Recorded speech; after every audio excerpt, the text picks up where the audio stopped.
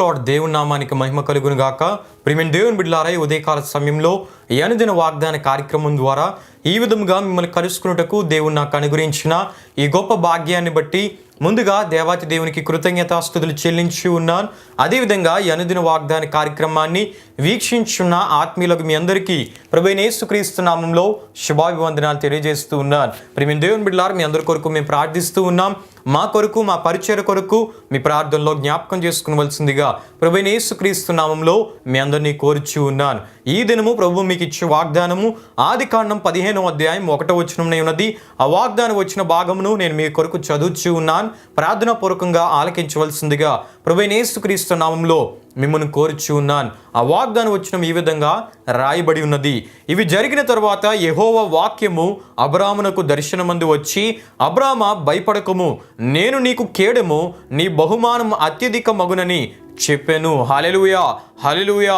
ప్రియమైన దేవుని బిడ్డలారా, ఈ వాగ్దానాన్ని దేవుడు ఆనాడు అబ్రామునకు ఇచ్చిన వాగ్దానంగా మనం చూస్తూ ఉన్నాం. సందర్భాన్ని మనం జ్ఞాపకం చేసుకున్నట్లయితే అక్కడ ఇవి జరిగిన తరువాత అనే మాట మనకు కనబడుతుంది. ఇవి జరిగిన తరువాత అంటే ఏవి జరిగిన తరువాత అంటే ఆదికాండం 14వ అధ్యాయంలో మనం చూస్తే బబులోను 4 రాజులు సొదొమ 5 రాజులతో యుద్ధము వారు చేశారు. ప్రియమైన దేవుని బిడ్డలారా, ఆ యుద్ధంలో ఈ 4 రాజులే పైచేయి సాధించి సొదొమ గొమొర్రాల ఆస్తి అంతా కూడా వారు తీసుకొని వెళ్ళిపోయినట్లు మనం చూస్తూ ఉంటాం. అయితే అబ్రాహాము సహోదరుడి కుమారుడైన లోతు కూడా సొదొమలో కాపురం ఉండడాన్ని బట్టి లోటి ఆస్తి యావత్తును కూడా వారు తీసుకొని వెళ్ళిపోయినట్లు మనం చూస్తూ ఉంటాం.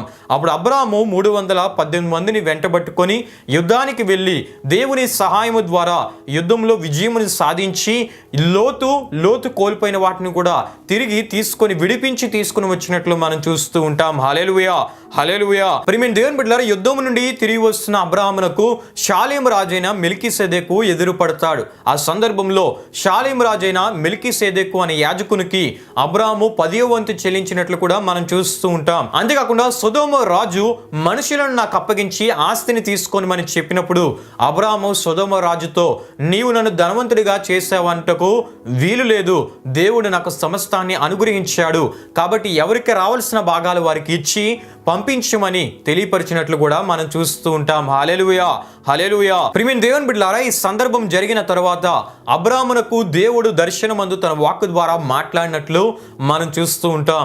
అంటే ప్రియమైన దేవుని బిడ్డలారా, అబ్రాహాము యుద్ధానికి వెళ్ళాడు, యుద్ధంలో విజయం పొందుకున్నాడు. అయితే అబ్రాహామునకు ఒక భయం ఉండొచ్చు. ఎటువంటి భయం అంటే, ఒకవేళ యుద్ధానికి వెళ్ళాను, విజయం సాధించాను, మరలా ఆ శత్రువులు నా మీదకి వస్తారేమో, ఆ శత్రువులు నా మీద దాడి చేస్తారేమో, ఆ శత్రువులు నా కుటుంబం మీద దాడి చేస్తారేమో అనే భయము ఉండొచ్చు ప్రియమైన దేవుని బిడ్డలారా. అంతేకాకుండా అబ్రాహాము మరొక విషయాన్ని గురించి భయపడుతున్నాడు. ఏంటంటే, సంతాన విషయమై ఎంత ఆస్తి ఉన్నా సంతానము లేకపోతే అనుభవించేవారు ఉండరు కదా అనే భయముతో, భవిష్యత్తును గురించిన భయముతో అబ్రాహాము ఉంటూ ఉండగా ఆ సందర్భంలో దేవుడు తన వాక్కు ద్వారా అబ్రాహాముతో మాట్లాడుతూ, అబ్రాహామా, నీవు భయపడొద్దు, నేను నీకు కేడెము అని దేవుడు వాగ్దానం ఇచ్చినట్లు మనం చూస్తూ ఉంటాం. హల్లెలూయా, హల్లెలూయా. అంటే ప్రియమైన దేవుని బిడ్డలారా, కేడెము అంటే డాలు అని అర్థం. అంటే ప్రియమైన దేవుని బిడ్డలారా, దేవుడే అబ్రాహామునకు డాలుగా ఉంటానని దేవుడు వాగ్దానం ఇచ్చాడు. అంటే అబ్రాహామునకు హాని ఎవరైనా చెయ్యాలి అనుకుంటే ముందు ఎవరిని దాటి వెళ్ళాలంటే దేవుణ్ణి దాటి వెళ్ళాలి. అది అసాధ్యము గనుక అబ్రాహామునకు ఎవరు హాని చేయలేరు. ఎందుకంటే అబ్రాహామునకు కేడముగా ఉన్నవారు ఎవరంటే దేవుడే కేడముగా డాలుగా ఉంటానని వాగ్దానం ఇచ్చినట్లు మనం చూస్తూ ఉంటాం. హల్లెలూయా, హల్లెలూయా. అంతేకాకుండా నీ బహుమానం అత్యధిక మగునని దేవుడు వాగ్దానం ఇచ్చాడు. ప్రియమైన దేవుని బిడ్డలారా, బహుమానం ఇచ్చేవాడు దేవుడే, దాన్ని అత్యధికము చేసేవాడు కూడా దేవుడే. అంటే ప్రియమైన దేవుని బిడ్డలారా, ఈ వాగ్దాన ప్రకారంగానే అబ్రాహామునకు దేవుడు సంతానమునిచ్చి ఆ సంతానాన్ని విస్తరింపజేసినట్లు కూడా దేవుని వాక్యంలో మనం చూస్తూ ఉంటాం.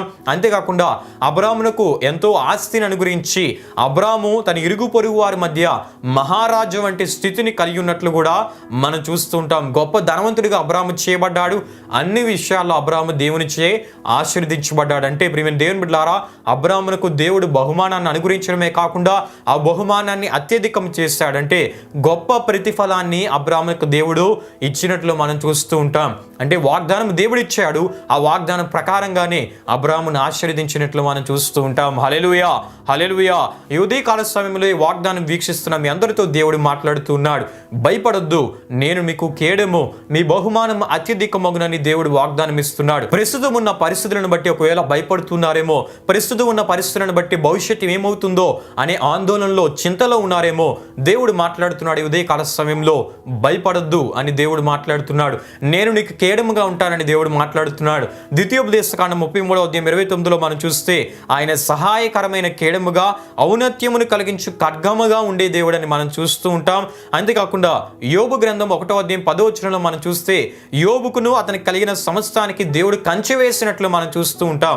ఈ ఉదయకాల సమయంలో దేవుడు మాట్లాడుతున్నాడు. నువ్వు దేవుని మీద విశ్వాసం ఉంచి దేవునికి విధేయత చూపిస్తే నీకును నీ కుటుంబానికి నీవు కలిగి ఉన్న సమస్తానికి ఆయన కంచె వేసి సహాయకరమైన కేడముగా, డాలుగా, నీకు హాని చేయటకు ఎవరు నీ మీదకి రాకుండా నీకు కాపుదలగా, భద్రతగా ఉంటానని దేవుడు వాగ్దానం ఇస్తున్నాడు. అంతేకాకుండా నీకు గొప్ప ప్రతిఫలాన్ని బహుమాన రూపంలో, అది సంతాన రూపంలో కావచ్చు, ఒక ఎడ్యుకేషన్, ఒక విద్య రూపంలో కావచ్చు, ఒక ఉద్యోగ రూపంలో కావచ్చు, వివాహ సంబంధ రూపంలో కావచ్చు, పరిచర్లో ఒక అద్భుతమైన ఆశీర్వాదకరమైన స్థితిలో కావచ్చు, దేవుడు బహుమానాన్ని అనుగ్రహించి ఆ బహుమానాన్ని విస్తరింపజేస్తానంటున్నాడు. అంటే మేము దేవుని బిడ్డలారా, గొప్ప ప్రతిఫలాన్ని దేవుడు నీకు ఇస్తానని దేవుడు వాగ్దానం ఇస్తూ ఉన్నాడు. హల్లెలూయా, హల్లెలూయా. ఇటువంటి కార్యములు చేసేవాడు దేవుడే, ఇటువంటి ప్రతిఫలం ఇవ్వగలవాడు దేవుడే. బహుమానము, దేవుడిచ్చే బహుమానము శ్రేష్టముగా ఉంటుంది. దేవుడిచ్చే బహుమానము అద్భుతంగా ఆశీర్వాదకరంగా ఉంటుంది. గనుక దేవుడు ఇచ్చిన ఈ వాగ్దాన మాట ప్రకారంగా ఈ వాగ్దానాన్ని విశ్వసించి దేవునికి నమ్మకంగా బ్రతికి ఈ వాగ్దాన దీవెనలను మీరు పొందుకోవాలని ప్రభు సేవకునిగా నేను కోరుచు ఈ వాగ్దానపు మాటలను నేను ముగిస్తున్నాను.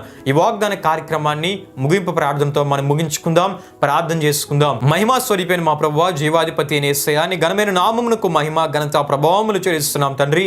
ఆనాడు అబ్రహామునకు వాగ్దానం ఇచ్చిన రీతిగా కేడముగా ఉంటానని, భయపడొద్దని, నీ బహుమానం అత్యధికం అవుతుందని వాగ్దానం ఇచ్చి ఆ వాగ్దానాన్ని నెరవేర్చే అబ్రహామును అన్ని విషయాల్లో ఆశీర్వదించిన గొప్ప దేవానికి స్తుతులు, స్తోత్రములు చెల్లిస్తున్నాం తండ్రి.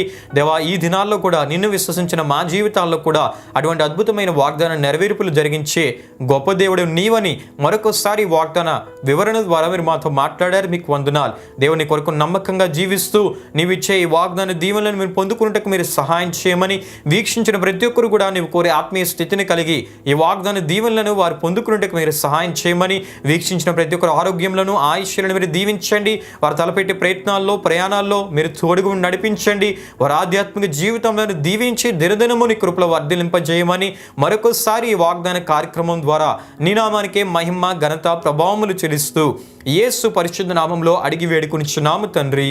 ఆమెన్. యేసు రక్తమే జయం, ప్రవేశ రక్తమే జయం, ప్రవేశ రక్తం సంపూర్ణమైనది, అపవాది క్రియలకరంత నాశనం కలుగును గాక. ఆమెన్. ప్రభు మిమ్మును మీ కుటుంబంలో నూరంతలుగా ఆశీర్వదించును గాక. ఆమెన్.